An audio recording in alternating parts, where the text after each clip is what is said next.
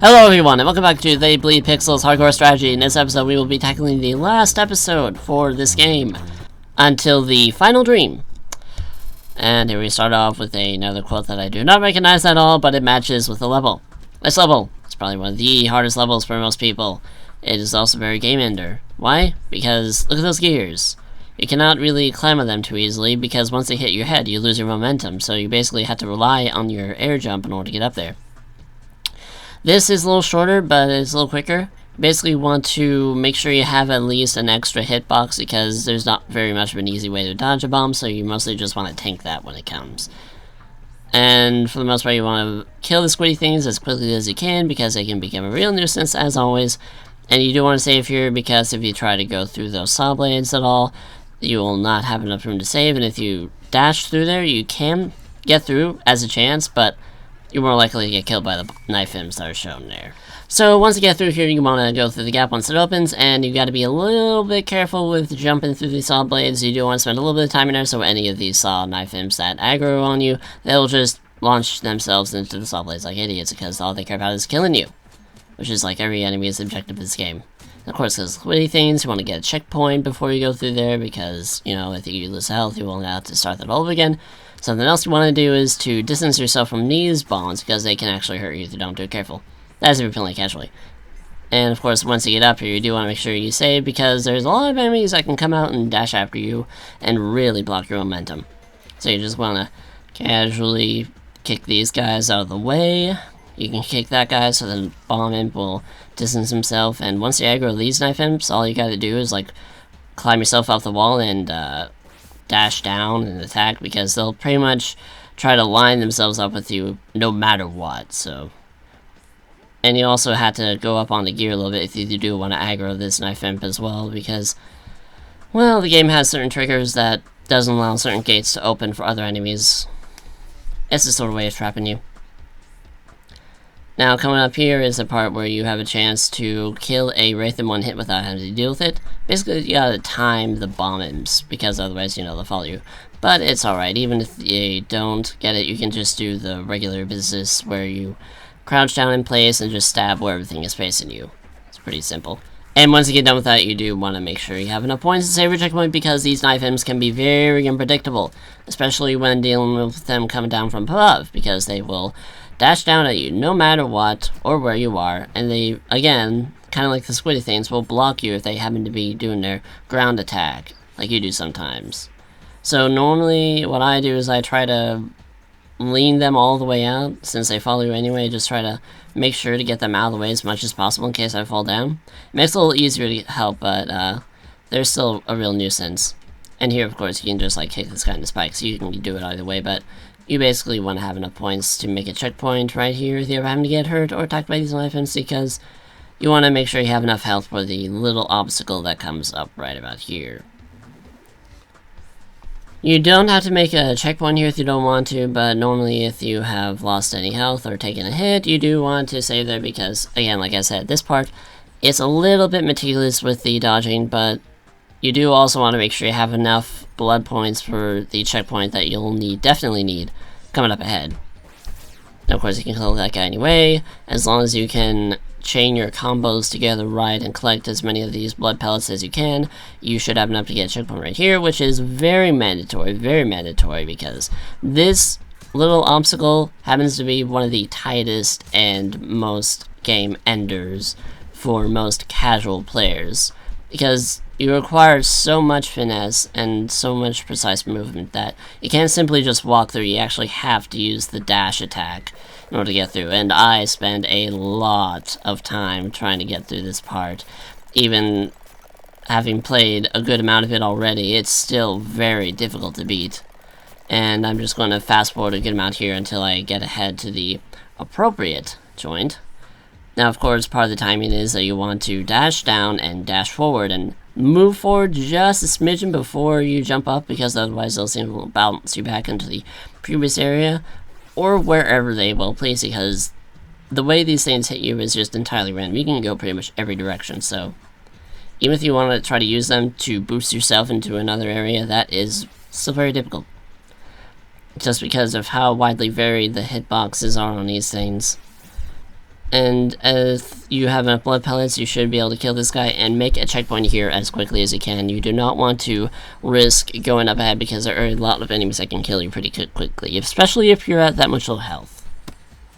Now, this small little room with all the gears and such, part of it's entirely optional. All the upper areas are up there, but yeah, you normally want to kill these enemies as fast as possible, you normally do, otherwise more will spawn, more will get in your way, and yeah, those little areas up there, they're just for pages if you want to go that way.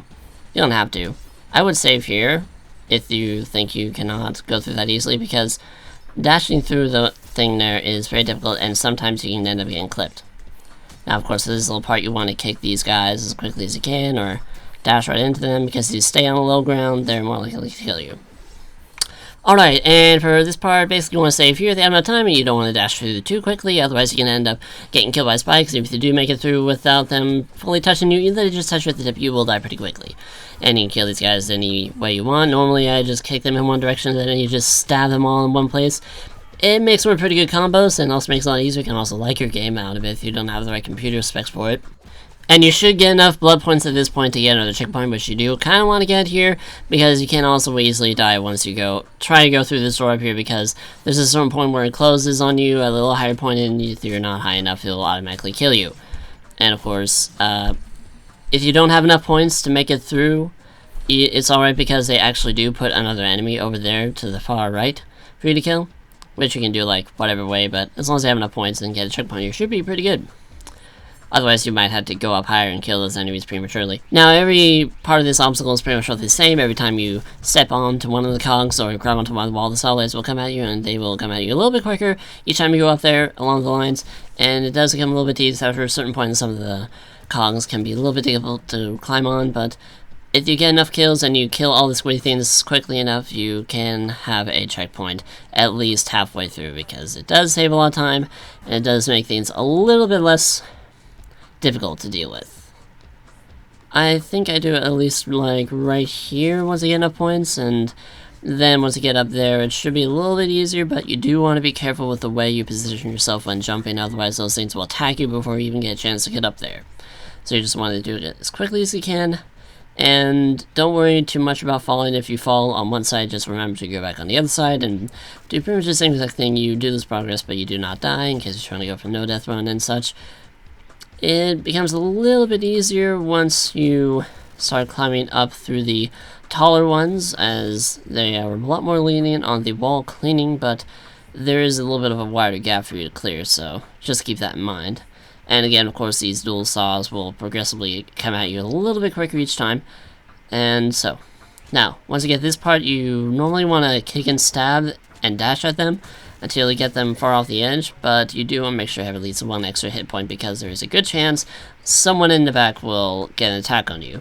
Because although you can temporarily stun these things once you move them, they will aggro on you pretty quickly. So that just gives you a pretty easy and quick checkpoint. That little area up there is just where it pays. You don't need to bother going up that way, so just save as soon as the saw blades pass through at the right time, and you should be good to go for this little section.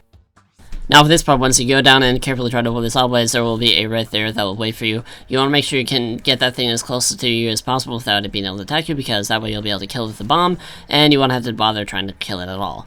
And if you jump up right there and kill the squiddy thing, you should have an easy checkpoint right here. But of course, they screw it up a little bit at a time. You want to make sure you get enough points for a checkpoint here, because trying to follow the pattern on the gears up top can be a little bit difficult, since the saw blades follow the patterns around the gears individually and not full simultaneously. So yeah, just want to be careful. And of course, if you don't kill the right things, you can just do the regular ground stab thing. And you know, once they aggro the squid thing, there's a good chance it will attack the saw blades right there. But you do want to be careful, because yeah, going through here can be difficult, trying to navigate through the saw blades on this gear, as well as following the ones on the side as well, since you cannot touch the floor on certain areas. But as long as you get the timing right with the jumps, you will be able to make it up there. And again, vice versa for this gear as well, otherwise you cannot crawl on the walls there, so just want to make sure you get the right jumps. Now of course, here's another little attack pattern where you have to carefully juggle around the knife imps that will spawn, and just do whatever they can to annoy you, really.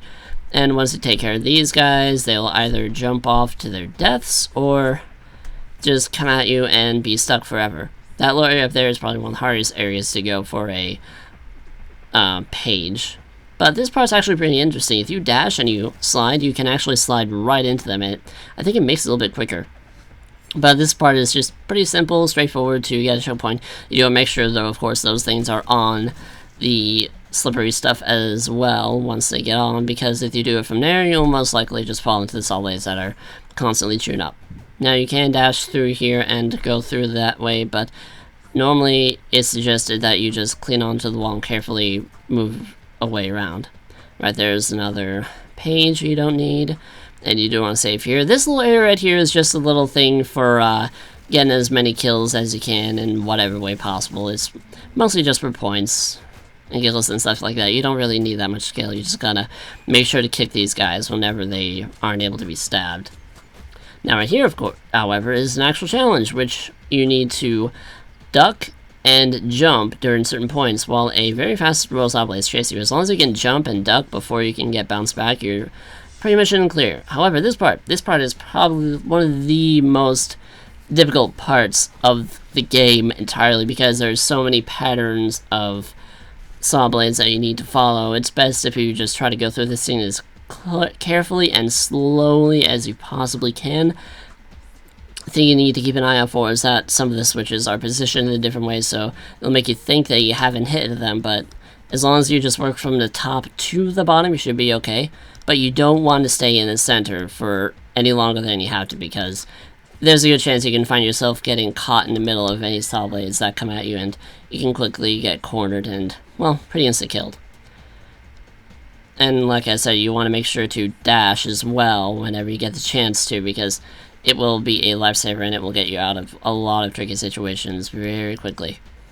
You can take a hit or two there, but as long as you go from top to bottom with these switches, it's pretty easy. Now, this part I learned from a speedrun, with which you can climb onto the wall and pretty much attack the Wraith once the dagger was on you. For some reason, however, that little platforms right down there, those plus signs, are the only triggers that'll actually get the doors open. If you go right to the wall there, you won't actually get a chance to attack any of the squiddy things that'll end up coming out of the open doors.